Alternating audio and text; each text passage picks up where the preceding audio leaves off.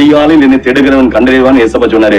அதிகாலையில் நீங்க ஜெபிச்சீங்கன்னா, நீங்க இந்த குறிப்பிட்ட இந்த டேட் ஒரு வெள்ளிக்கிழமை தான் பிரேயர் பண்ணணும், செவ்வாய்க்கிழமை தான் பிரேயர் பண்ணணும், இல்ல திங்கள் தான் பிரேயர் பண்ணல.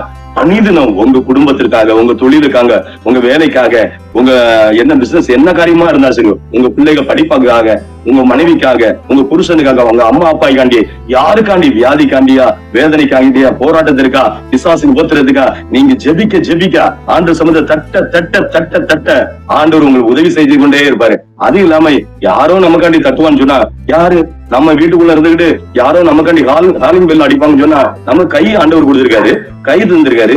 நம்ம கை தந்துட்டு நம்ம காலிங் பெல் அடிக்காம இருந்தோம்னா, நல்ல கண்ணு தந்திருக்காரு, ஒழுங்கான நல்லதை பார்க்கணும். கண்ணு என்ன சொல்லணும்? கண்ணு எதுக்கு தந்திருக்காரு? நல்லதை பார்க்கணும். செவி எதுக்கு தந்திருக்காரு? நல்லதை கேட்கணும். வாய் எதுக்கு? நல்லதை பேசணும். அதுக்குதான் தந்திருக்காரு. அதை விட்டுட்டு அவசியம் இல்லாத காரியங்களுக்கு, தேவையில்லாத